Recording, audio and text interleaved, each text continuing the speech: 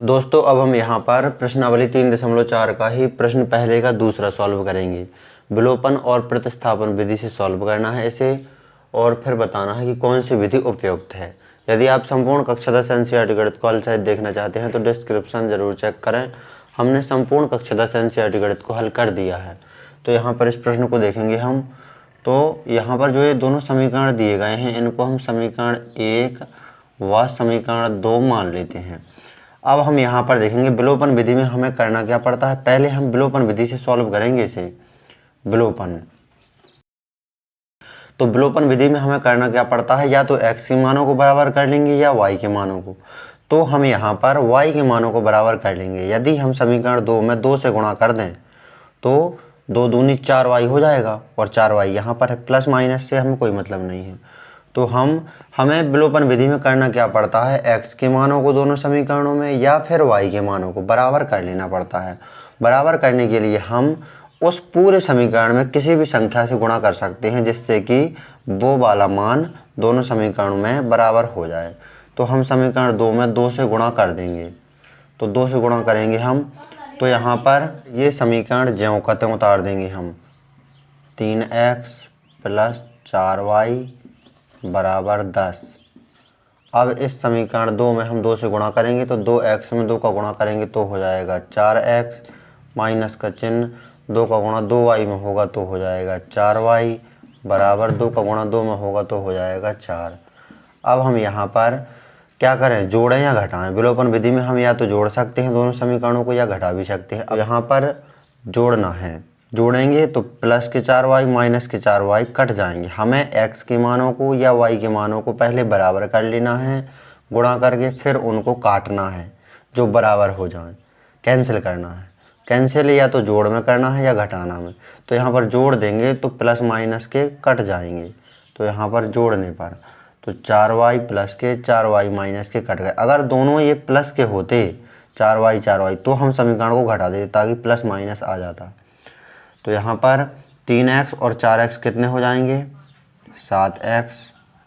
10 और 4 कितने हो जाएंगे, 14। x बराबर 7, ये भाग में पहुँच जाएंगे 14 के। 7 का भाग 14 में देंगे 2 बार जाएगा। तो हमारा x का मान कितना आ गया, 2।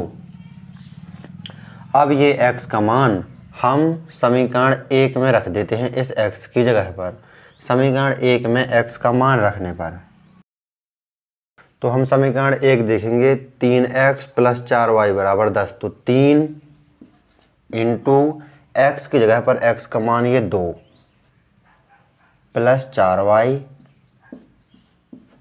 बराबर में 10। अब यहाँ पर 3 दूनी 6 होता है तो 6 को हम बराबर के उस तरफ पक्षांतरित कर देंगे, इस तरफ बचेगा 4y। 10 ये ज्यों के त्यों हैं। 3 दूनी 6 प्लस के 6 को बराबर को उस तरफ भेज दिए तो माइनस के 6 हो गए। यहाँ पर y बराबर 10 में से 6 घटा देंगे तो 4 बचेंगे और 4 ये गुणा में है y के साथ। 4 को बराबर को उस तरफ पक्षांतरित कर देंगे तो भाग में पहुँच जाएंगे। तो 4 का भाग 4 में 1 बार जाएगा। तो y का मान आ गया कितना, 1। तो हमने दोनों समीकरणों को विलोपन विधि से सॉल्व कर दिया है। ये x का मान आ गया हमारा और ये y का मान आ गया हमारा। अब हम इसको प्रतिस्थापन विधि से सॉल्व करेंगे। तो यहाँ पर प्रतिस्थापन विधि से, तो प्रतिस्थापन विधि से हमें क्या करना पड़ता है, x के मान को निकाल करके दूसरे समीकरण में प्रतिस्थापित करना पड़ता है। फिर y का मान आ जाए तो y के मान को तीसरे समीकरण में प्रतिस्थापित कर देंगे तो x का मान आ जाएगा। तो यहाँ पर समीकरण 1 से, तो हम समीकरण 1 से देखेंगे। समीकरण 1 देखेंगे। इन्हीं दोनों समीकरणों को पहले हमने विलोपन विधि से सॉल्व कर दिया। अब इन्हीं दोनों समीकरणों को हम प्रतिस्थापन विधि से सॉल्व करेंगे। तो 3x + 4y बराबर 10 है तो x का मान निकालेंगे तो इस तरफ रहेगा 3x, 4y को बराबर को उस तरफ पक्षांतरित कर देंगे तो 3x बराबर कितना हो जाएगा, ये 10 ज्यों के त्यों, प्लस के 4y को बराबर को उस तरफ भेज देंगे तो माइनस के 4y। x का मान हमें निकालना है यहाँ पर, तो 3 को बराबर को उस तरफ पक्षांतरित कर देंगे तो 10 माइनस 4y बटे में आ जाएंगे 3। इसे हम समीकरण 3 नाम दे देंगे। यहाँ पर 3, ये ताकि 1 2 लिखा तो ये 3। अब हम ये x का मान समीकरण 2 में रख देते हैं। 2x - 2y बराबर 2। इसमें समीकरण 2 में x का मान रखने पर, तो समीकरण 2 में x का मान रखेंगे तो 2 इंटू x की जगह पर x का मान 10 - 4y बटे 3,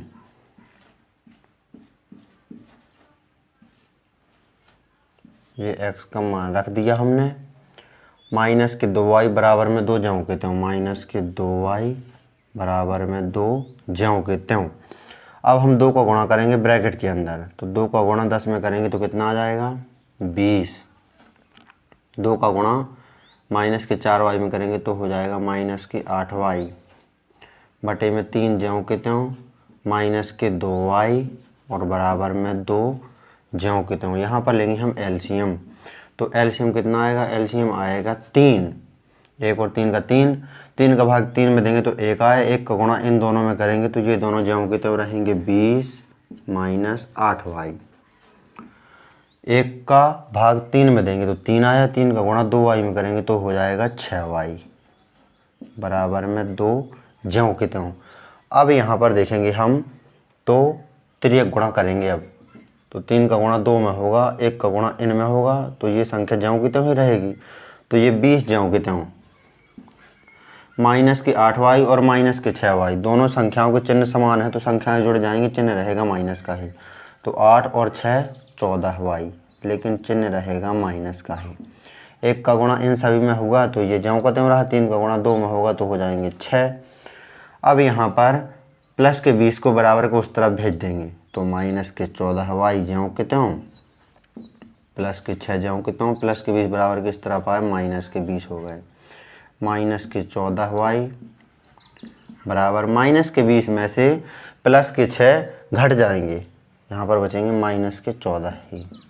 क्योंकि माइनस की संख्या बड़ी है, प्लस की संख्या छोटी है, तो चिन्ह आएगा माइनस का ही। जब प्लस माइनस हो तो संख्याएं घट जाती हैं। अब यहाँ पर दोनों तरफ बराबर की माइनस माइनस है तो माइनस से माइनस कैंसिल।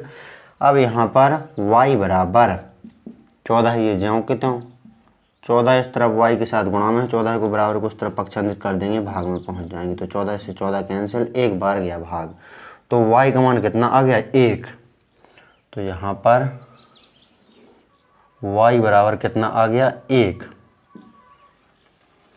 अब ये y का मान समीकरण 3 में रख देते हैं हम इस y की जगह पर, तो x का मान आ जाएगा। तो समीकरण 3 में y का मान रखने पर, तो यहाँ पर समीकरण 3 देखेंगे, x बराबर 10 - 4 इंटू y, 4 इंटू y की जगह पर y का मान रख देंगे 1 और बटे में 3 ज्यों के त्यों। x बराबर 10 - 4 का गुणा 1 में करेंगे तो 4 बटे में 3 ज्यों के त्यों। x बराबर 10 में से 4 घटा देंगे तो आ जाएगा 6 और बटे में 3 ज्यों के त्यों। 3 का भाग 6 में देंगे 2 बार जाएगा, तो x का मान आ गया हमारा 2। तो ये आ गए हमारे प्रतिस्थापन विधि से आंसर, y का मान और x का मान। चाहे हम प्रतिस्थापन विधि से प्रश्न को सॉल्व करें, चाहे हम विलोपन विधि से सॉल्व करें, x और y के मान आएंगे समान ही, सेम टू सेम। देख लीजिए आप यहाँ पर जब हमने विलोपन विधि से सॉल्व किया तो x का मान 2 आया, y का मान 1 आया।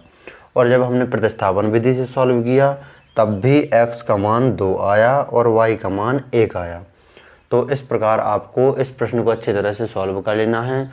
जो प्रश्नावली 3.4 का प्रश्न पहले का पार्ट 2 है, भाग 2, तो इसे आप अच्छी तरह से नोट कर लीजिए। परीक्षा की दृष्टि से ये प्रश्न बहुत ही अधिक महत्वपूर्ण है। यदि आप संपूर्ण कक्षा 10 एनसीईआरटी गणित को हल सहित देखना चाहते हैं तो डिस्क्रिप्शन आप ज़रूर चेक करें, हमने संपूर्ण कक्षा 10 एनसीईआरटी गणित को हल कर दिया है। तो यहाँ पर नोट कर लीजिए, आप इस प्रश्न को अच्छी तरह से विलोपन एवं प्रतिस्थापन विधि से हल